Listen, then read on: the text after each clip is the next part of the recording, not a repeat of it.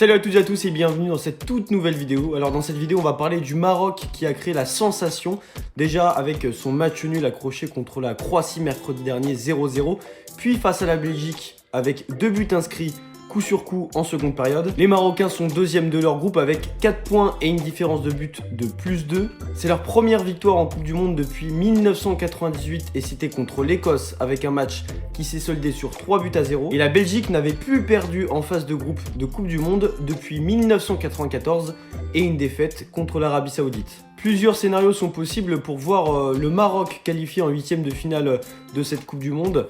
Première option, s'ils ne perdent pas contre le Canada.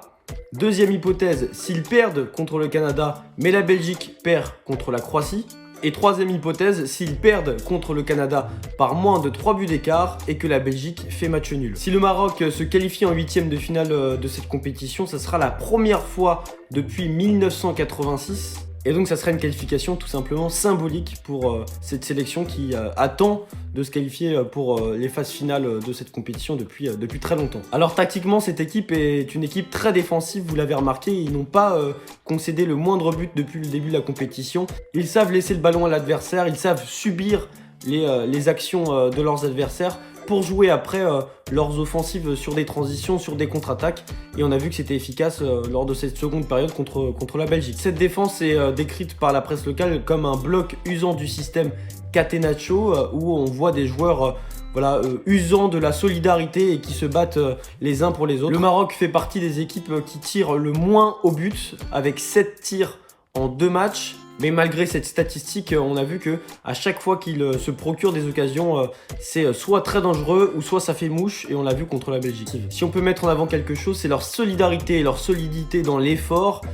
C'est des joueurs qui ne vont pas marcher, vont tout faire pour bloquer tous les axes offensifs de leurs adversaires. Ils ont aussi cette capacité à faire du pressing haut et à gratter des ballons dans le camp de l'adversaire pour se créer des occasions dangereuses, parce que quand on récupère un ballon assez haut sur le terrain, il y a beaucoup plus d'espace qui sont libérés, donc ça c'est quelque chose aussi à souligner et qui peut aussi être dangereux contre le Canada. À la différence des autres années, ce Maroc constitue une équipe avec énormément de joueurs qui jouent à l'échelle européenne. On peut prendre l'exemple de Boufal qui joue à Angers en Ligue 1, d'Hakimi au Paris Saint-Germain, de Sabiri à la Sampdoria et tant d'autres. Et il y a aussi Ziyech, j'ai oublié, qui joue à Chelsea, et grâce à ces joueurs qui jouent dans ces championnats assez élevés, ça leur permet d'avoir de l'expérience et donc de savoir gérer des matchs à haut niveau. Si le Maroc est bon sur le terrain, ils sont aussi bons dans le stade, dans les tribunes, avec des supporters qui sont en effusion à chaque fois que le Maroc joue.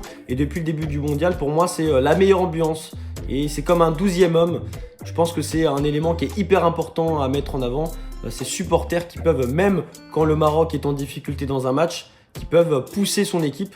Et donc ça, en tout cas, on va le voir contre le Canada, on va voir un stade rouge avec une majorité de supporters marocains. Au niveau individuel, on peut noter que Ziyech, qui est à court de forme physiquement, garde ses bonnes capacités techniques et il est chirurgical dans ses passes et dans ses frappes. Et donc, même si c'est un joueur qui est à court de forme, il est quand même un élément essentiel de cet effectif. On peut aussi parler de Mazraoui, le latéral gauche, qui est dans tous les bons coups défensivement. À chaque fois qu'on devait intercepter un ballon, qu'on devait récupérer un ballon, on a l'impression que c'était ce joueur qui était dans le coup.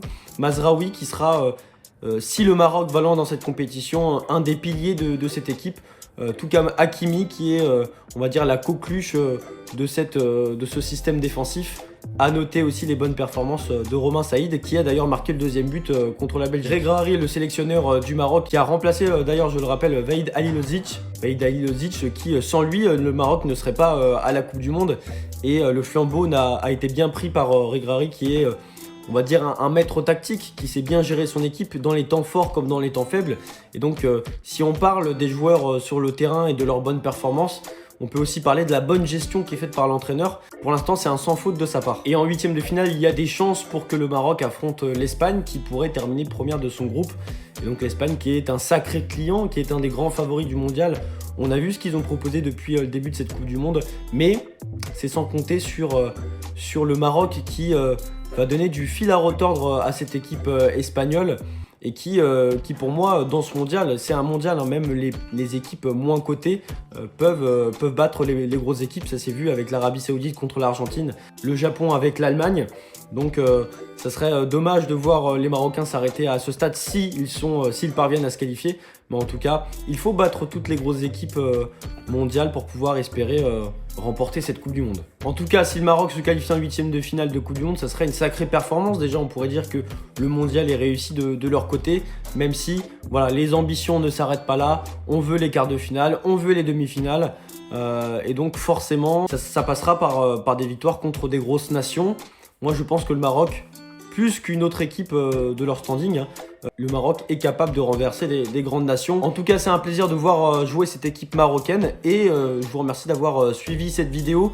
N'hésitez pas à lâcher un like si vous avez apprécié et à vous abonner pour ne rien manquer de l'actualité de la Coupe du Monde puisque je vous propose tous les jours un journal du mondial. Merci de m'avoir suivi et je vous donne rendez-vous pour une prochaine vidéo. Ciao, ciao.